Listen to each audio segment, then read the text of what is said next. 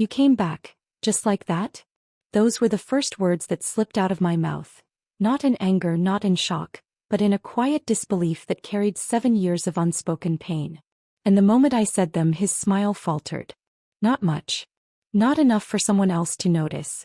But I saw it. A tiny twitch at the corner of his mouth, like a mask shifting before it settles again. Before you skip, take a deep breath. This isn't just a story, it's a mother's breaking point. Stay with me till the end. Not a single second of what happened after he walked in is predictable. It was 9:12 a.m. on Christmas morning. Cold enough that the frost on my window hadn't melted yet. The kettle was whistling behind me, filling the kitchen with a warm hiss that made the whole room feel smaller, tighter. The tree lights blinked softly in the living room, casting red and green reflections across the hardwood floor. Everything looked exactly as it had for years, except for the man standing in my doorway. My son. Smiling like he hadn't vanished without a trace. Smiling like he hadn't taken a loan in my name. Smiling like he hadn't left me to carry the shame. He stood there wearing a clean red sweater and holding a small gift bag as if this were just another pleasant holiday visit.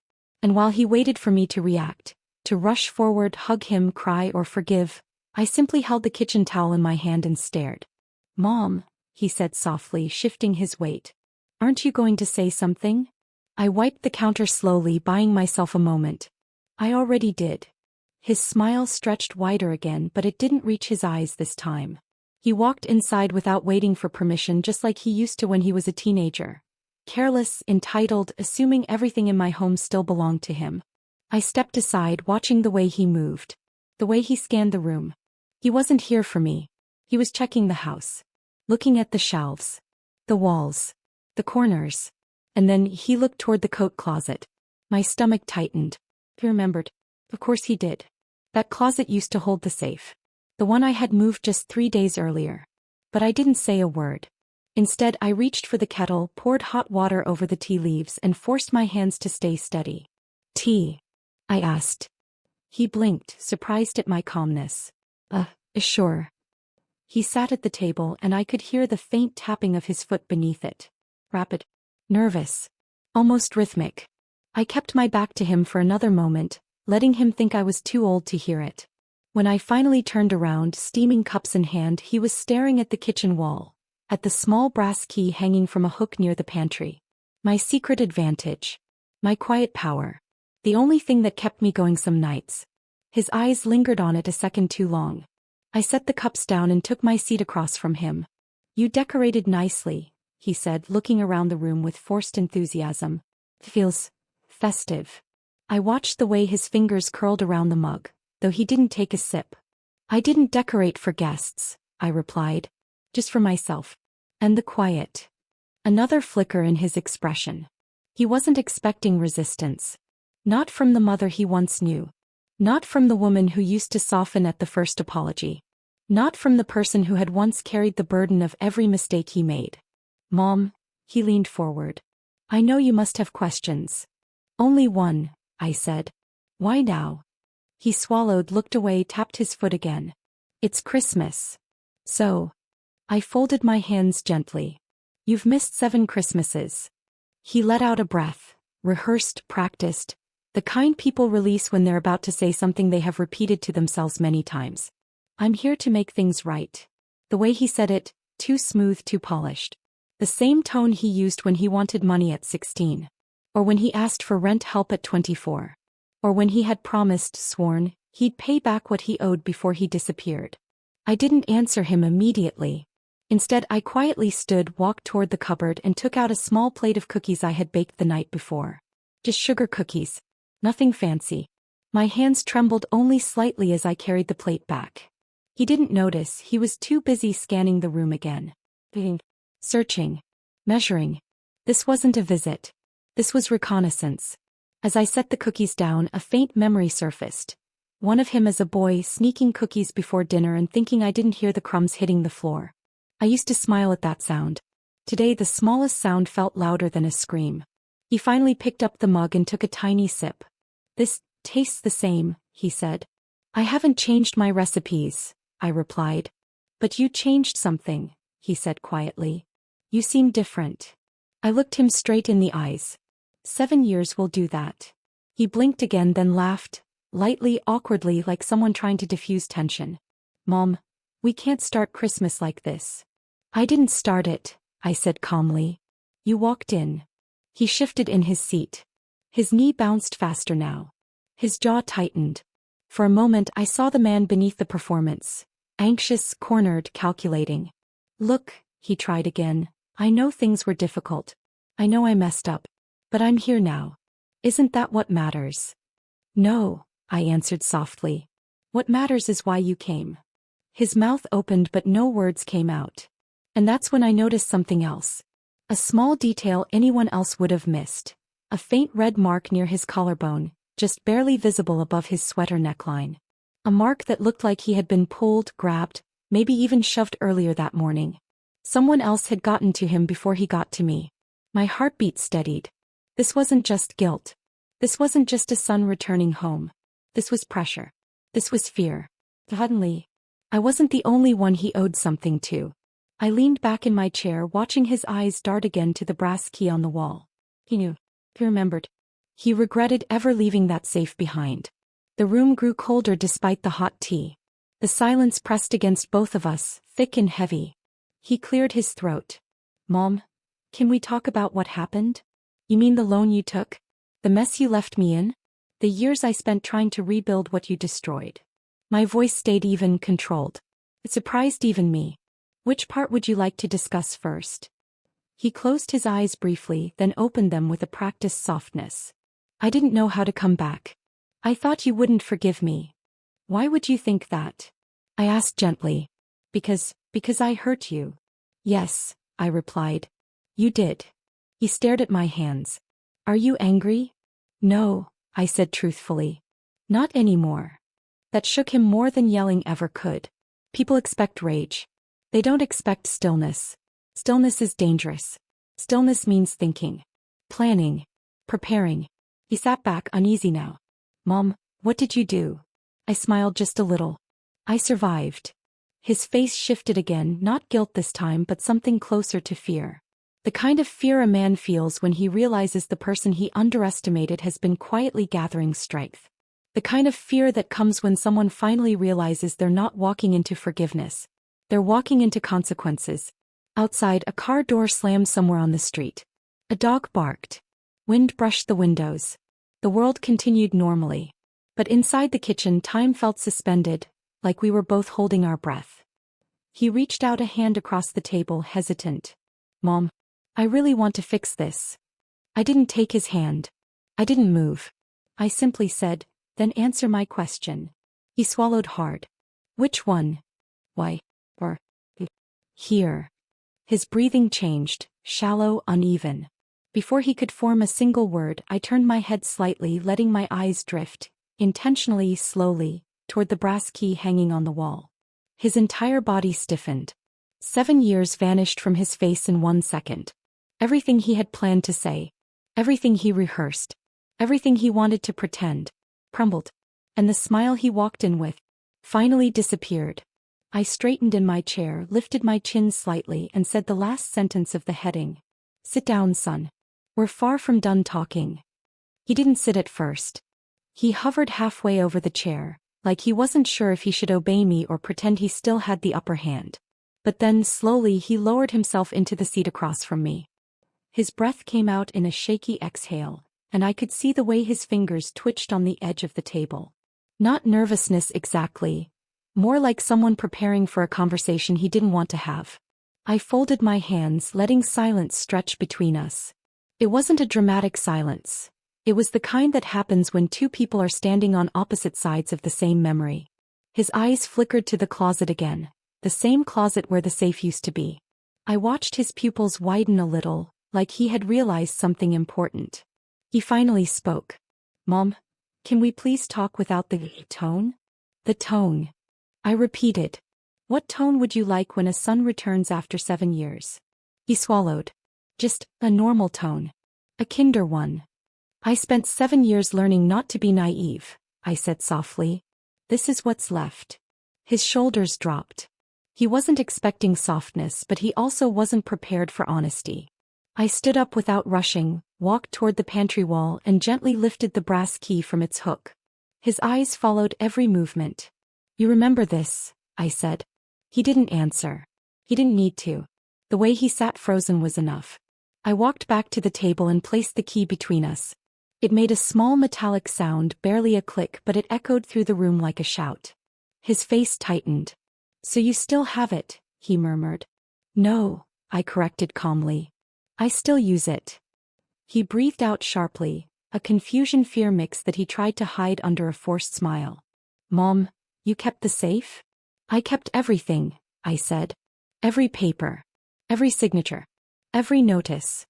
His nostrils flared the tiniest bit. "Why?" "Because you left me alone to handle the consequences." He lowered his head, elbows on the table. His voice was almost a whisper when he said, "I didn't think it would follow you that badly." "You didn't think," I replied. That was the beginning of all of this. The air shifted then. Not dramatically, but enough for me to feel the crack in his confidence. That was when I stood again. Fully. Calmly. Deliberately. I walked toward the hallway, my slippers brushing quietly against the hardwood. Behind me, I heard him shift in his chair. "Mom, where are you going?" I didn't answer right away. Instead, I opened the small linen closet near the bathroom, a closet nobody pays attention to, and pulled out the heavy steel safe I'd moved there days earlier. The weight of it strained my wrist, but I carried it carefully, one step at a time, feeling his anxiety grow with each footstep I made toward the kitchen. When I set the safe on the table, he flinched. Not dramatically. Not enough for a stranger to notice. But for a mother who raised him, it was impossible to miss. "Why do you have that out?" he asked, voice thin. "I knew you'd come," I said simply. His head jerked up. "How?" "A mother knows storms before they arrive." He pressed his lips together, and for a moment neither of us moved. The safe sat between us like a third person at the table, heavy and unforgiving. The metal was cold to the touch. I felt it through my fingertips as I moved it slightly closer to me. "So, what now?" he asked. I slid the brass key into the lock, but I didn't turn it yet. Instead, I leaned back and observed him. He looked older than I remembered, not by age but by worry. There were faint shadows beneath his eyes, the kind people get when they lose sleep, not from one bad night but from many. "Tell me something," I said. "Why did you look at the closet the moment you walked in?" His jaw tightened. "I wasn't looking for anything." "You scanned the room," I said. "Your eyes moved too fast. You weren't here for me. You were checking what still belonged to you." He hesitated. I didn't mean it like that." "Then how did you mean it?" He shifted again. His knee bounced under the table. "I was just remembering." "What?" "The place you last stood when you took the papers from inside this safe." His face went still, completely still. Like a photograph frozen mid-blink. I had hit the truth. I hadn't said it with accusation, only clarity.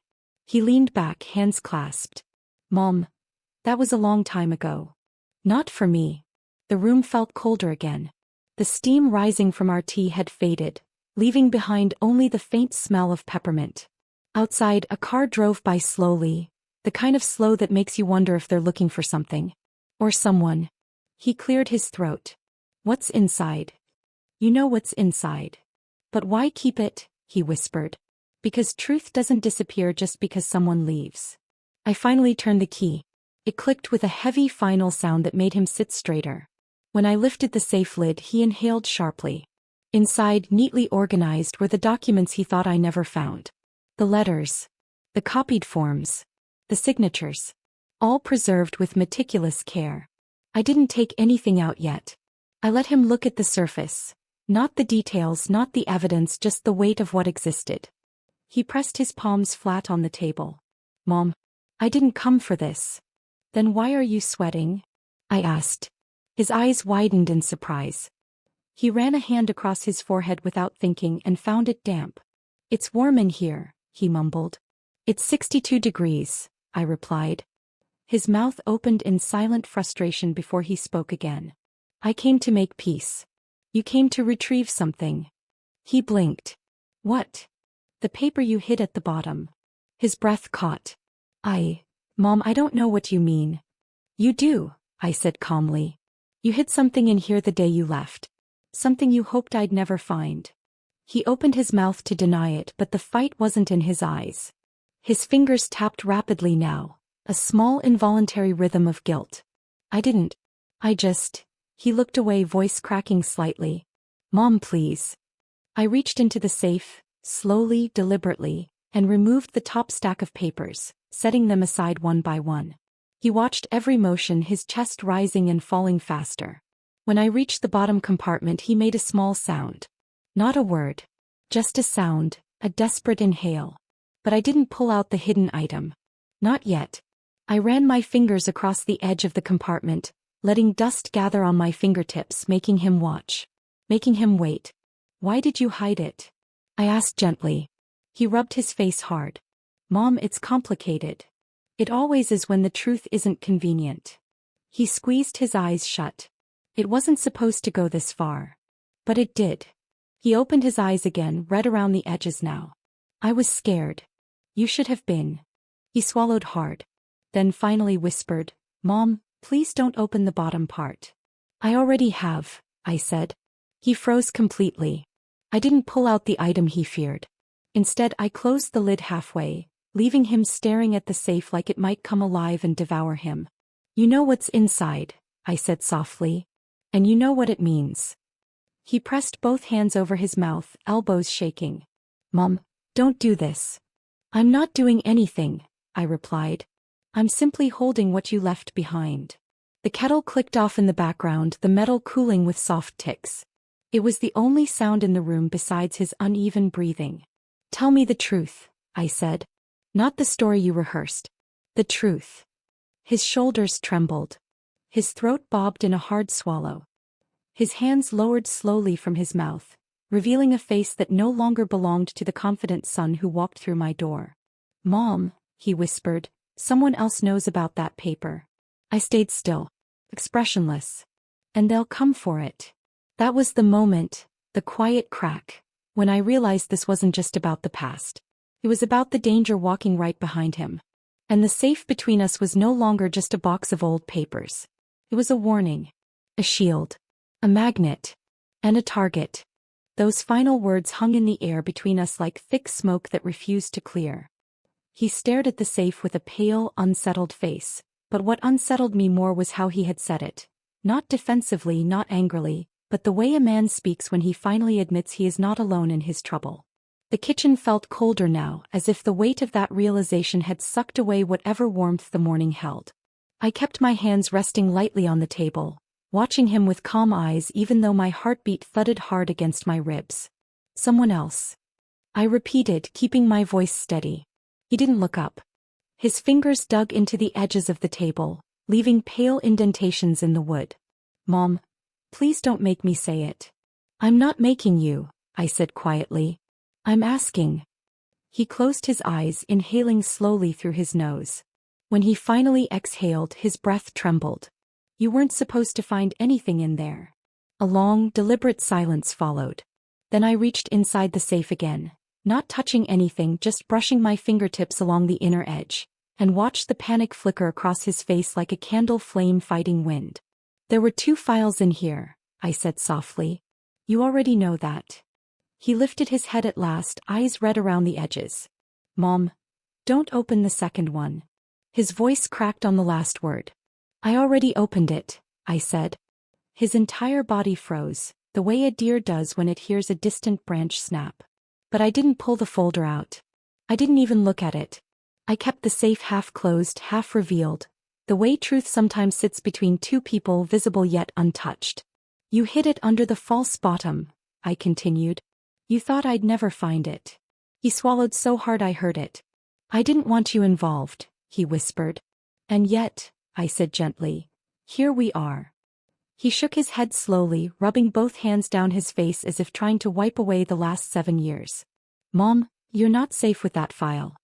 I wasn't safe without it, I replied. He shot me a startled look, a look that carried both fear and regret. You don't understand, he murmured. Then explain it, I said. I can't. You can, I corrected. You just don't want to. He pushed away from the table suddenly, the legs of the chair screeching against the floor. For a moment I thought he was going to stand, maybe even bolt for the door. But instead he braced both palms against the counter, staring down at the old ceramic tile like he was counting the cracks. Outside, a neighbor's wind chimes tinkled gently in the breeze, a strangely peaceful sound compared to the storm building in my kitchen. After a long moment he spoke again, his voice low. "Mom, the second file isn't about the loan." My breath caught in my throat. "Then what is it about?"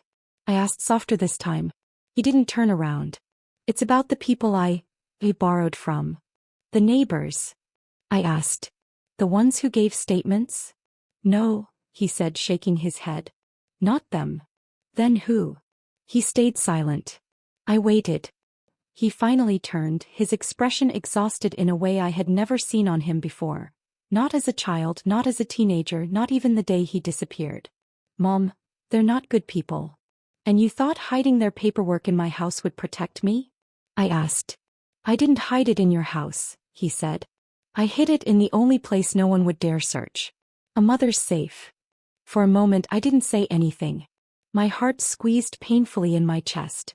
Not out of fear but out of a complicated ache only mothers understand. Love, disappointment, shock, and something else. Something harder to name. "You brought danger to my doorstep," I whispered. "I brought it to your safe," he corrected. "There's a difference." But his voice was hollow. Even he didn't believe the words. I stood slowly, my joints stiff from sitting so long, and walked toward the stove to switch off the kettle that had reheated itself. The soft click echoed in the quiet room. I kept my back to him, giving myself a moment to breathe. "You should have told me," I said finally. "You would have kicked me out again." "No," I said, turning. "I would have helped you." He looked at me then, truly looked, and something in his face cracked open. A vulnerability I hadn't seen since he was a boy clinging to my leg on his first day of kindergarten. "I didn't want you to see what I'd become," he whispered. "And what is that?" I asked gently. "A coward," he said. "A man who made too many bad deals." And then ran. I walked back to the table and sat again. "Running doesn't erase anything." "I know." "You thought hiding that file would erase things?" He didn't answer. I reached for the safe again, slowly, deliberately, and lifted the second file from the bottom compartment. It was a plain brown folder, edges slightly worn, a thin layer of dust clinging to one corner. Nothing about it looked dangerous, but the way he stared at it, you'd think it was a live wire. "Don't open it," he said quickly. "I already did." "Mom." "You asked me in there," I said, opening the folder just enough for him to see the edges of the papers. "Not with your words, but with your fear." He sank back into the chair, eyes darting around as if expecting someone to burst through the door. "There are names in here," I continued. "Not people from our town. Not people I recognize. But names, and numbers, and dates." His shoulders tensed. "Mom, please." "And there's handwriting," I said, tapping the page lightly. "Yours." He dropped his face into his hands. I was desperate. "We all get desperate," I said, voice soft. "But most of us don't leave trails for others to follow." He looked up abruptly. "Mom, did you tell anyone about this file?" "No." His exhale was long and shaky. "Good. But I did ask one question," I added. His eyes shot open. "To who?" "The man at the bank who gave me the CCTV footage." He stared at me horrified. "Mom, tell me you didn't show him the second file." "I didn't," I assured. "I only asked if someone else had been asking about the loan lately." "What did he say?" "That he'd received a phone call 2 days ago." He went still. "From a man," I continued. "Asking if the loan was still active. Asking if I still lived at this address." He paled so quickly it frightened me. "No," he whispered. "No, no, no." "What is it?" I asked. He shook his head, gripping the edge of the table. "Mom, you have to give me that file." "I can't." "You don't understand," he said, standing. "They think I still have it." "And you don't," I replied. "I do. That's the problem." The room vibrated with his panic, and for the first time that morning, I felt true fear creeping into my chest. Not terror, but a cold awareness that whatever he had gotten into, it had not ended 7 years ago. "Sit down," I said again, firmer this time. He obeyed immediately. The shift unsettled me. Fear made him obedient. Guilt made him small. But something darker made him desperate. "Tell me everything," I said softly. He opened his mouth. Closed it. Opened it again. But only one sentence came out. One that changed the direction of everything I thought this morning would be. "Mom, they're coming back for it." Inside my chest, my heart dropped like a stone into deep water. And as I looked at the brown file in my hand, thin, ordinary, unremarkable, I realized something far more dangerous than the loan, the lies, or the betrayal. This file wasn't just a record. It was leverage. It was evidence. It was a debt someone else expected to collect. And I, not my son, was now holding it. The moment that realization settled into my chest, something cold and steady rose beneath it. Not panic. Not fear. Something else. Something quieter, heavier, like an instinct pressing its palm against my shoulder and whispering, "Be careful." My son must have sensed it too, because he leaned forward urgently, his voice cracking as he whispered, "Mom, please. Give it to me before someone comes looking." I didn't move. I didn't even look down at the file in my hand. Instead, I looked straight into his eyes. "Who?" I asked. He opened his mouth, but nothing came out. His silence said more than any explanation could have.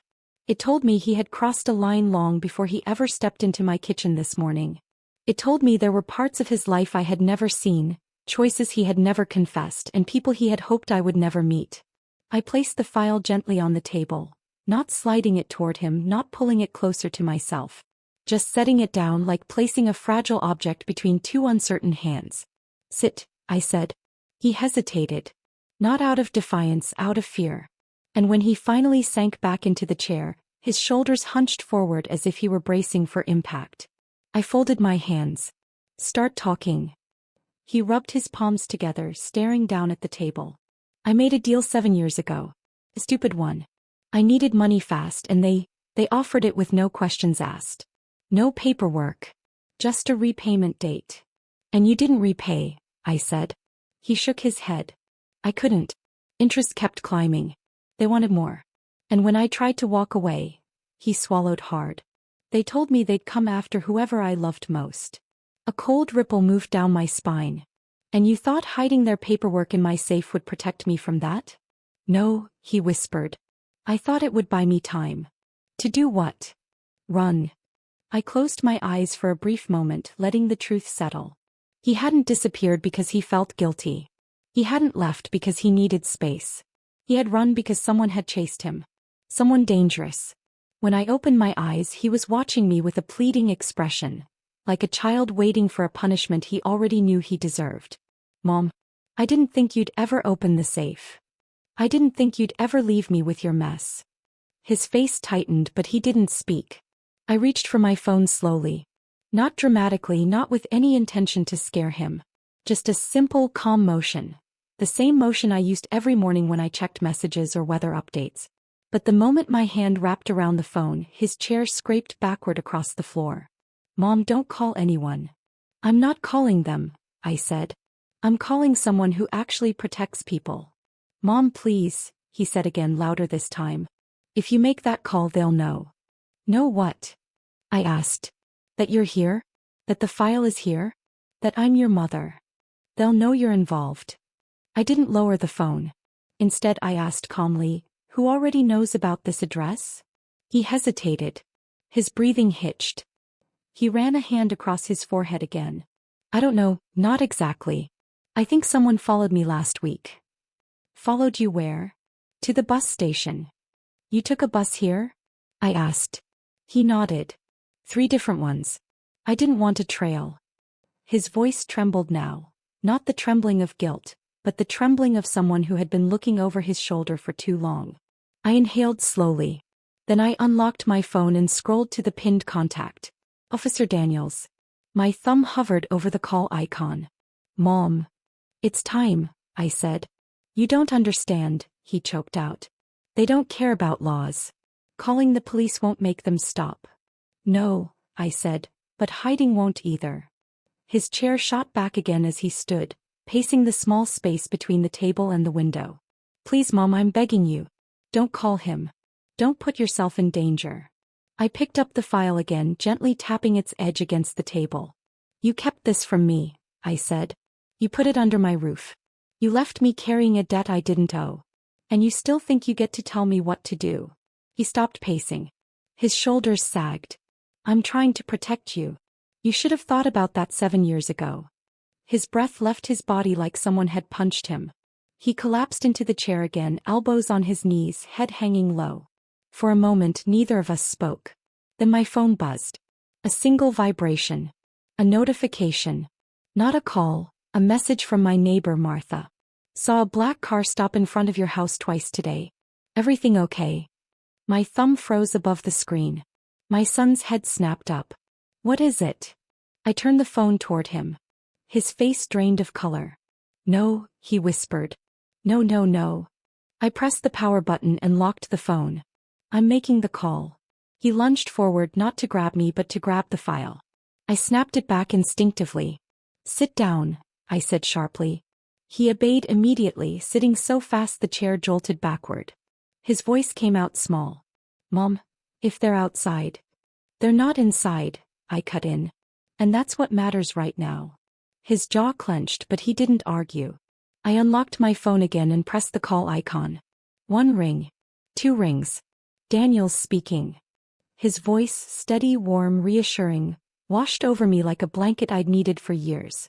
Officer, I said, keeping my voice low but clear, I need you to come to my house. Pause.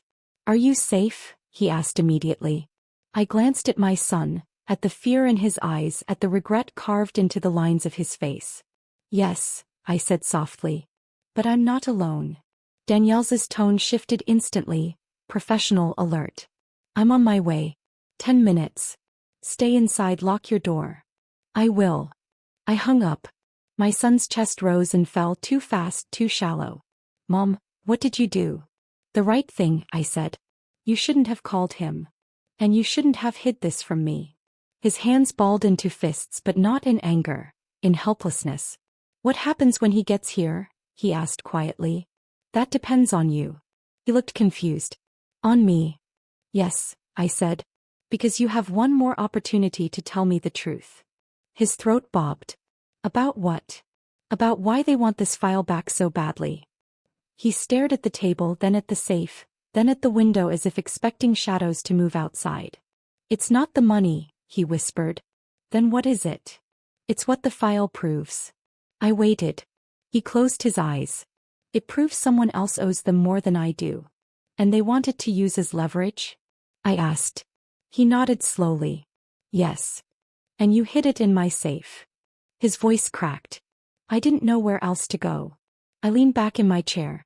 You had a choice, I said. And now I have one too. He looked at me with wide, terrified eyes. Mom. But before he could finish the sentence, headlights swept across my living room wall. Bright. Slow. Deliberate. My son froze. I didn't. I reached across the table, took a deep breath, and placed my hand over the file. Then I said the sentence that shifted the power in the room. Whatever happens next, happens with the truth on the table. I felt those words leave my lips with a kind of calm I didn't expect. They didn't tremble. They didn't crack. They settled in the air like a final boundary I had drawn not just for my son but for myself. The headlights lingering outside made the kitchen glow in a strange, shifting light. My son stared at me, eyes wide, breath shallow, as if those headlights were already reaching for him. I didn't flinch. I didn't rise. I simply rested my hand atop the brown file and waited. A car door slammed. Another. Then footsteps, slow, deliberate, almost rehearsed in their confidence. My son's voice broke into a whisper. Mom, it's them. It has to be them. But my phone buzzed before fear could settle. A message. From Officer Daniels. 2 minutes away. Don't open the door. I let out a breath I didn't know I'd been holding.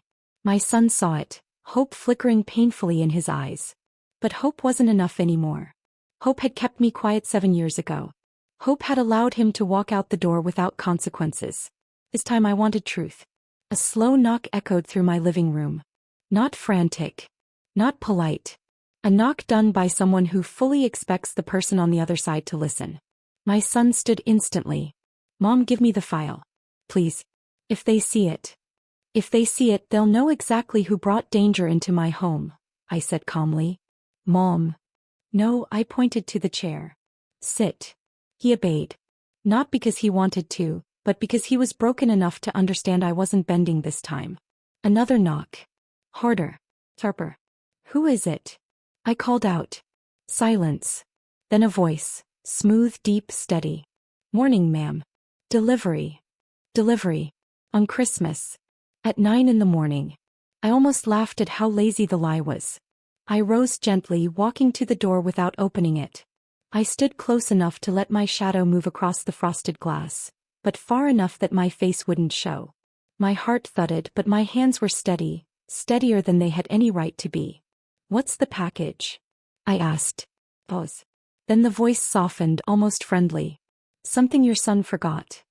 I turned my head slightly, watching his reflection shift on the blurred glass. A large shape. Broad shoulders. Stillness that felt more like calculation than patience. Behind me, my son whispered, Mom, don't speak to him. Please. Kept my voice level. I didn't order anything. That's all right, the man replied. You'll still want to see it. I stepped back slowly, letting my fingers graze the deadbolt. Not to open it, just to feel the cold metal grounding myself. The man outside shifted. His shoes scraped lightly on the pavement. Ma'am, we can do this politely. Or we can do it another way. My son let out a tiny sound, somewhere between a gasp and a sob. I didn't answer the man. I didn't need to. The wail of a police siren began cutting through the street. Quiet at first, then louder, growing closer with every passing second. The shadow outside stiffened. Another knock, this one rushed, impatient. Ma'am, open the... But the siren drowned him out as Officer Daniels's patrol car turned sharply onto my street, headlights intensifying the glow on my front door. The man outside cursed under his breath.